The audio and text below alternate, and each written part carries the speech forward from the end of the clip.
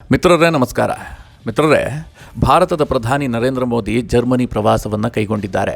ಯಾವಾಗ ಪ್ರಧಾನಿ ಜರ್ಮನಿಗೆ ಹೋಗಿ ಇಳಿದ್ರೋ ಆನಂತರ ಅನೇಕ ಸುದ್ದಿಗಳು ಬರ್ತಾನೆ ಇದೆ. ಸಾಮಾಜಿಕ ಜಾಲತಾಣಗಳಲ್ಲಿ, ಪತ್ರಿಕೆಗಳಲ್ಲಿ ಹೀಗೆ ಮೋದಿ ಜರ್ಮನಿ ಪ್ರವಾಸದ ಬಗ್ಗೆ ಅನೇಕ ಸುದ್ದಿಗಳು ಬರ್ತಾ ಇದೆ. ಇದರ ನಡುವೆ ಒಂದು ದೊಡ್ಡ ಸುದ್ದಿ ಬಂದಿದೆ. ಅದೇನಂತಂದರೆ, ಜರ್ಮನಿ ಭಾರತಕ್ಕೆ 2030 ವೇಳೆಗೆ 10 ಬಿಲಿಯನ್ ಯೂರೋವನ್ನು ನೀಡಲಿದೆ. ಅಂದರೆ ಮುಂದಿನ 8 ವರ್ಷದಲ್ಲಿ ಭಾರತಕ್ಕೆ ಜರ್ಮನಿ 10 ಬಿಲಿಯನ್ ಯೂರೋವನ್ನು ನೀಡ್ತಾ ಇದೆ ಅಂತ.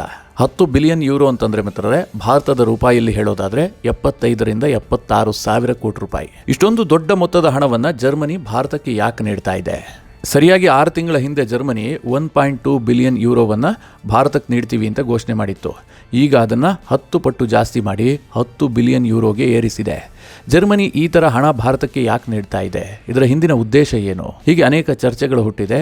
ಇವತ್ತಿನ ಈ ವಿಡಿಯೋದಲ್ಲಿ ಈ ಬಗ್ಗೆ ಇಂಟ್ರೆಸ್ಟಿಂಗ್ ಮಾಹಿತಿಯನ್ನು ಕೊಡ್ತೀನಿ. ಇದರ ಹಿಂದೆ ದೊಡ್ಡ ಉದ್ದೇಶ ಇದೆ. ಜರ್ಮನಿಯ ಸ್ವಾರ್ಥವೂ ಕೂಡ ಇದೆ. ಜೊತೆಗೆ ಪ್ರಧಾನಿ ನರೇಂದ್ರ ಮೋದಿ ಅವರ ಕನಸನ್ನು ಸಾಕಾರ ಮಾಡುವ ಉದ್ದೇಶವೂ ಕೂಡ ಇದೆ. ಹಾಗಾದರೆ ಪ್ರಧಾನಿ ನರೇಂದ್ರ ಮೋದಿಯ ಕನಸೇನು? ಜರ್ಮನಿ ಯಾಕೆ ಹಣ ನೀಡ್ತಾ ಇದೆ? ಇದರ ಹಿಂದಿನ ಉದ್ದೇಶ ಏನು? ಜರ್ಮನಿಯ ಸ್ವಾರ್ಥ ಏನು? ಈ ಎಲ್ಲದರ ಕುರಿತಾಗಿ ಇವತ್ತಿನ ಈ ವಿಡಿಯೋದಲ್ಲಿ ನಿಮಗೊಂದಿಷ್ಟು ಮಾಹಿತಿ ಕೊಡುವಂಥ ಪ್ರಯತ್ನ ಮಾಡ್ತೀನಿ. ನೀವು ವಿಡಿಯೋವನ್ನು ಕೊನೆವರೆಗೂ ಮಿಸ್ ಮಾಡದೆ ನೋಡಿ. ನರೇಂದ್ರ ಮೋದಿ ಪ್ರಧಾನಿ ಆದ ಬಳಿಕ ಜರ್ಮನಿಗೆ 5ನೇ ಬಾರಿಗೆ ಭೇಟಿ ಕೊಡ್ತಾ ಇದ್ದಾರೆ. ನರೇಂದ್ರ ಮೋದಿ ಪ್ರಧಾನಿಯಾಗಿ ಅತಿ ಹೆಚ್ಚು ಭೇಟಿ ಕೊಟ್ಟಿರುವಂತದ್ದು ಅಮೆರಿಕಾಗೆ. ತದನಂತರದಲ್ಲಿ ಚೀನಾ, ಜರ್ಮನಿ, ಫ್ರಾನ್ಸ್ ಮತ್ತು ರಷ್ಯಾಗೆ ಅತಿ ಹೆಚ್ಚು ಬಾರಿ ಭೇಟಿ ಕೊಟ್ಟಿದ್ದಾರೆ. ಪ್ರಧಾನಿ ಭೇಟಿ ವೇಳೆ ಹಲವಾರು ಪತ್ರಿಕೆಗಳಲ್ಲಿ ಸುದ್ದಿ ಬರ್ತಾ ಇದೆ. ಕೆಲ ಪತ್ರಿಕೆಗಳಲ್ಲಿ 10 ಬಿಲಿಯನ್ ಯೂರೋ ಅಂತ ಬಂದ್ರೆ, ಕೆಲ ಪತ್ರಿಕೆಗಳಲ್ಲಿ 10.52 ಅಂತ ಬಂದಿದೆ. ಇಲ್ಲಿ ಕನ್ಫ್ಯೂಷನ್ ಬೇಡ. ಕೆಲ ಪತ್ರಿಕೆಗಳಲ್ಲಿ 10.52 ಅಂತ ಏನು ಬಂದಿದೆ, ಇದು ಡಾಲರ್ನಲ್ಲಿರುವಂತದ್ದು. 10.52 ಬಿಲಿಯನ್ ಡಾಲರ್. ಅದು 10 ಬಿಲಿಯನ್ ಅಂತಿರುವಂಥದ್ದು ಯೂರೋ. ಇವತ್ತು ಯೂರೋ ಮತ್ತು ಡಾಲರ್ ಆಲ್ಮೋಸ್ಟ್ ಸೇಮ್ ಆಗಿದ್ದಾವೆ. ಈ ಹಿಂದೆ ಯೂರೋ ಅತಿ ಹೆಚ್ಚಿನ ಸಾಮರ್ಥ್ಯವನ್ನು ಹೊಂದಿತ್ತು. ಈಗ ಡಾಲರ್ ಮತ್ತು ಯೂರೋ ಆಲ್ಮೋಸ್ಟ್ ಸೇಮ್ ಹಂತಕ್ಕೆ ಬಂದು ನಿಂತಿದ್ದಾವೆ. ಮಿತ್ರರೇ, ಈಗ ಜರ್ಮನಿ ಏನು 10,000 ಬಿಲಿಯನ್ ಯೂರೋವನ್ನು ಕೊಡ್ತಾ ಇದೆ, ಈ 10,000 ಬಿಲಿಯನ್ ಯೂರೋವನ್ನು ನಮ್ಮ ಕೇಂದ್ರ ಸರ್ಕಾರಕ್ಕೆ ಕೊಡೋದಲ್ಲ, ಬದಲಾಗಿ ಭಾರತದಲ್ಲಿ ಒಂದಷ್ಟು ಹೂಡಿಕೆ ಮಾಡುವಂತಹದ್ದು. ಯಾವುದಕ್ಕಾಗಿ ಅಂತಂದ್ರೆ, ಭಾರತದಲ್ಲಿ ನೈಸರ್ಗಿಕ ಶಕ್ತಿ ಮೂಲಗಳನ್ನು ಸ್ಥಾಪಿಸುವ ಸಲುವಾಗಿ ಜರ್ಮನಿ ಹೂಡಿಕೆ ಮಾಡ್ತಾ ಇದೆ. ಮಿತ್ರರೇ, ನಿಮಗೆಲ್ಲ ಗೊತ್ತು, ನಮ್ಮ ಪ್ರಧಾನಿ ಒಂದು ದೊಡ್ಡ ಘೋಷಣೆ ಮಾಡಿದ್ದಾರೆ. ಈ ದೇಶದಲ್ಲಿ ಇನ್ನು 100 ವರ್ಷ ಆದರೂ ಕೂಡ ನರೇಂದ್ರ ಮೋದಿ ಅವರನ್ನು ನೆನಪಿಟ್ಕೊಳ್ಬೇಕು ಅಂತಂದ್ರೆ ಅದಕ್ಕೆ ಈ ನರೇಂದ್ರ ಮೋದಿ ಅವರು ಮಾಡಿದಂಥ ಈ ಒಂದು ಘೋಷಣೆ ಕಾರಣ. ನರೇಂದ್ರ ಮೋದಿ ಅವರ ಈ ಕನಸೇನಾದರೂ ಸಾಕಾರಗೊಂಡ್ರೆ 100 ಅಲ್ಲ 1000 ವರ್ಷ ಹೋದರೂ ನಮ್ಮ ಪ್ರಧಾನಿಯವರನ್ನು ನೆನಪಿಟ್ಕೊಳ್ಬೇಕು. ಅದೇನು ಘೋಷಣೆ ಗೊತ್ತಾ ಮಿತ್ರರೇ? 2070 ವೇಳೆಗೆ ಭಾರತ ನೆಟ್ ಝೀರೋ ಎಮಿಷನ್ ಕಂಟ್ರಿಯಾಗಿ ಹೊರಹೊಮ್ಮುತ್ತೆ. ನಾವು 0% ಕಾರ್ಬನ್ ಅನ್ನು ಹೊರ ಹಾಕ್ತೀವಿ. ಭಾರತ ಕಾರ್ಬನ್ ಮುಕ್ತ ಆಗುತ್ತೆ ಅಂತ ಪ್ರಧಾನಿ ನರೇಂದ್ರ ಮೋದಿ ಘೋಷಣೆ ಮಾಡಿದ್ದಾರೆ. ಯಾವಾಗ? 2070 ವೇಳೆಗೆ. ಹಲವರಿಗೆ ಪ್ರಶ್ನೆ ಬರುತ್ತೆ, ಇದೇನು ದೊಡ್ಡ ವಿಚಾರ? ಈ ವಿಚಾರದ ಸಲುವಾಗಿ ನರೇಂದ್ರ ಮೋದಿ ಅವರನ್ನು ನೆನಪಿಟ್ಕೊಳ್ಬೇಕಾ? ನರೇಂದ್ರ ಮೋದಿ ಬೇರೆ ದೊಡ್ಡ ಕೆಲಸಗಳನ್ನು ಮಾಡಿದಾರಲ್ಲ ಅಂತ. ಖಂಡಿತವಾಗ್ಲೂ ಇಲ್ಲ ಮಿತ್ರರೇ. ಪ್ರಧಾನಿಯಾಗಿ ನರೇಂದ್ರ ಮೋದಿ ಹಲವಾರು ಕೆಲಸ ಮಾಡಿರಬಹುದು. ಅದ್ಯಾವುದು ಕೂಡ ಮುಂದಿನ 100 ವರ್ಷ ಆದಮೇಲೆ ನೆನಪಿಟ್ಕೊಳ್ಳುವಂಥ ಕೆಲಸಗಳಲ್ಲ. ಪ್ರಧಾನಿ ನರೇಂದ್ರ ಮೋದಿ ಅವರನ್ನು ಮುಂದಿನ 100 ವರ್ಷ ಆದರೂ ಕೂಡ ನೆನಪಿಟ್ಕೊಳ್ಬೇಕು ಅಂತಂದರೆ ಅವರ ಈ ಘೋಷಣೆ, ಆ ಘೋಷಣೆಗಾಗಿ ಅವರು ಮಾಡ್ತಿರುವ ಕೆಲಸ. ಭಾರತವನ್ನು ನೆಟ್ ಝೀರೋ ಎಮಿಷನ್ ಕಂಟ್ರಿ ಮಾಡೋದು ಅಂತಂದರೆ ಸುಲಭದ ಮಾತಲ್ಲ. ಅದೆಷ್ಟು ಟಫ್ ಟಾಸ್ಕ್ ಅನ್ನೋದನ್ನ ಈ ವಿಡಿಯೋದಲ್ಲಿ ನಾನು ನಿಮಗೆ ಒಂದು ಸ್ವಲ್ಪ ಮಾಹಿತಿ ಕೊಡುವ ಪ್ರಯತ್ನ ಮಾಡ್ತೀನಿ. ಪ್ರಧಾನಿ ನರೇಂದ್ರ ಮೋದಿ 2070 ವೇಳೆಗೆ ನೆಟ್ ಝೀರೋ ಎಮಿಷನ್ ಗುರಿಯನ್ನು ಹೊಂದಿದ್ದೀವಿ ಅಂತ ಘೋಷಣೆ ಮಾಡಿದ್ರಲ್ಲ, ಆ ತಕ್ಷಣ ಅಮೆರಿಕಾದಲ್ಲಿ ಒಂದು ರಿಪೋರ್ಟ್ ಬಂತು. ಭಾರತದ ಈ ಘೋಷಣೆಯನ್ನು ಸಾಕಾರ ಮಾಡಬೇಕು ಅಂತಂದರೆ ಇದಕ್ಕಾಗಿ ಭಾರತ $12.4 ಟ್ರಿಲಿಯನ್ ಹಣವನ್ನು ವೆಚ್ಚ ಮಾಡಬೇಕು ಅಂತ. ಮಿತ್ರರೇ, ಇನ್ನೊಮ್ಮೆ ಕೇಳಿಸ್ಕೊಳ್ಳಿ, $12.4 ಟ್ರಿಲಿಯನ್. ನಮ್ಮ ಎಕಾನಮಿ ಎಷ್ಟು ಹೇಳಿ? 3ರಿಂದ 4 ಟ್ರಿಲಿಯನ್ ಅನ್ನ ದಾಟಿಲ್ಲ. ನಾವು $5 ಟ್ರಿಲಿಯನ್ ನಮ್ಮ ಗುರಿ. ಹೀಗಿರುವಾಗ ನಾವು $12.4 ಟ್ರಿಲಿಯನ್ ಹಣವನ್ನು ನೆಟ್ ಝೀರೋ ಎಮಿಷನ್ ಕಂಟ್ರಿಯಾಗಿ ಮಾಡೋದಕ್ಕೆ ಬಳಸಬೇಕು. ಯೋಚನೆ ಮಾಡಿ, ಇದು ಎಷ್ಟು ದೊಡ್ಡ ಯೋಜನೆ ಅಂತ. ಈ ವೇಳೆ ಜರ್ಮನಿಯಲ್ಲೂ ಕೂಡ ಒಂದು ರಿಪೋರ್ಟ್ ಬಂತು. ಅವ್ರೇನು ಹೇಳಿದ್ರು ಅಂತಂದ್ರೆ, ಇದಕ್ಕೆ $12.4 ಟ್ರಿಲಿಯನ್ ಹಣ ಸಾಕಾಗೋದಿಲ್ಲ, ಬದಲಾಗಿ $17.77 ಟ್ರಿಲಿಯನ್ ಹಣ ಬೇಕು.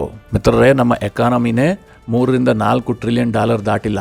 ಹಾಗಿರುವಾಗ 12 17 ಇದನ್ನೆಲ್ಲ ಸಾಕಾರ ಮಾಡೋದಕ್ಕೆ ಸಾಧ್ಯನಾ?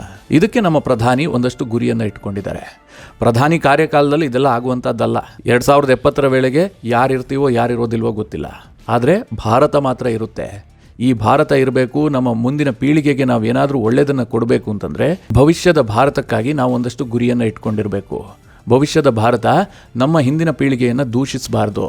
ಅವರಿಷ್ಟು ಕೆಟ್ಟದಾಗಿ ನಮ್ಮ ದೇಶವನ್ನು ಬಿಟ್ಟು ಹೋಗಿದ್ದಾರೆ ಅಂತ ಅವ್ರು ಅಂದ್ಕೊಳ್ಬಾರ್ದು. ಅದಕ್ಕೇನು ಮಾಡಬೇಕು? ನಾವೇನೋ ದೊಡ್ಡ ಬಿಲ್ಡಿಂಗ್ ಕಟ್ಟಿ ಹೋಗೋದು ಬೇಡ.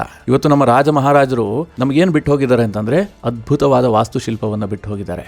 ಇವತ್ತು ಬೇಲೂರು, ಹಳೇಬೀಡು ಹೀಗೆ ಅದ್ಭುತವಾದ ವಾಸ್ತುಶಿಲ್ಪವನ್ನು ಏನು ನಾವು ನೋಡ್ತಿದ್ದೀವಿ, ಅದನ್ನೆಲ್ಲ ರಾಜರು ನಮಗೆ ಬಳುವಳಿಯಾಗಿ ಕೊಟ್ಟು ಹೋಗಿದ್ದಾರೆ. ನಾವೇನು ನಮ್ಮ ಮುಂದಿನ ಪೀಳಿಗೆಗೆ ಕೊಡ್ತೀವಿ ಅಂತಂದ್ರೆ ಒಂದು ಸುಂದರವಾದ ವಾತಾವರಣ, ಬದುಕಲು ಯೋಗ್ಯವಾದ ವಾತಾವರಣವನ್ನು ಕೊಡಲೇಬೇಕು. ಯಾಕೆಂದ್ರೆ ನಾವು ಈ ವಾತಾವರಣವನ್ನು ಕೆಡಿಸಿಟ್ಟಿದ್ದೀವಿ. ಇದಕ್ಕಾಗಿ ಪ್ರಧಾನಿ ನರೇಂದ್ರ ಮೋದಿ 2070 ವೇಳೆಗೆ ನಾವು ನೆಟ್ ಝೀರೋ ಎಮಿಷನ್ ಕಂಟ್ರಿಯಾಗಿ ಹೊರಹೊಮ್ತೀವಿ, ಅದಕ್ಕೆ ಬೇಕಾದ ಪ್ಲಾನ್ ಅನ್ನು ಮಾಡ್ಕೊಂಡಿದ್ದೀವಿ ಅಂತ ಘೋಷಣೆ ಮಾಡಿದ್ದಾರೆ. ಭಾರತ 2070 ವೇಳೆಗೆ ಈ ಗುರಿಯನ್ನು ಸಾಧಿಸಬೇಕು ಅಂತಂದ್ರೆ ಒಮ್ಮೆಗೆ ಇದು ಸಾಧ್ಯ ಆಗೋದಿಲ್ಲ. ಇದಕ್ಕಾಗಿ ಹಲವು ಹಂತದ ಟಾರ್ಗೆಟ್ ಅನ್ನು ಫಿಕ್ಸ್ ಮಾಡಿಕೊಂಡಿದೆ. ಮುಖ್ಯವಾಗಿ ಮೋದಿ ಸರ್ಕಾರ 2030 ಗುರಿಯನ್ನು ಇಟ್ಕೊಂಡಿದ್ದಾರೆ. 2030 ವೇಳೆಗೆ ನಾನ್ ಫಾಸಿಲ್ ಫ್ಯೂಯಲ್ ಎನರ್ಜಿ ಕೆಪಾಸಿಟಿಯನ್ನು 500 ಗಿಗಾವ್ಯಾಟ್ಗೆ ಏರಿಸ್ತೀವಿ. ಇದು ಕೇಂದ್ರ ಸರ್ಕಾರದ ಮೊದಲನೇ ಗುರಿ. ಹಾಗೆ 2030 ವೇಳೆಗೆ ಭಾರತದ ಎನರ್ಜಿ ರಿಕ್ವೈರ್ಮೆಂಟ್ ಏನಿದೆ ಇದರಲ್ಲಿ 50% ರಿನ್ಯೂವೇಬಲ್ ಎನರ್ಜಿಯನ್ನು ಬಳಕೆ ಮಾಡ್ತೀವಿ. ಅಂದ್ರೆ ಇವತ್ತು ನಾವು ಪೆಟ್ರೋಲ್ ಮತ್ತೆ ಕಲ್ಲಿದ್ದಲನ್ನು ಏನು ಬಳಸ್ತಾ ಇದ್ದೀವಿ ಇದನ್ನ 50% ಕಡಿಮೆ ಮಾಡ್ತೀವಿ ಅಂತ ಇದರ ಅರ್ಥ. ಇಷ್ಟೇ ಅಲ್ಲ, ಜೊತೆಗೆ 2030 ವೇಳೆಗೆ ಕಾರ್ಬನ್ ಉತ್ಪತ್ತಿ ಪ್ರಮಾಣವನ್ನು 45% ಕಡಿಮೆ ಮಾಡ್ತೀವಿ. 45% ಕಾರ್ಬನ್ ಉತ್ಪತ್ತಿ ಆಗೋದು ಕಡಿಮೆ ಆಗುತ್ತೆ.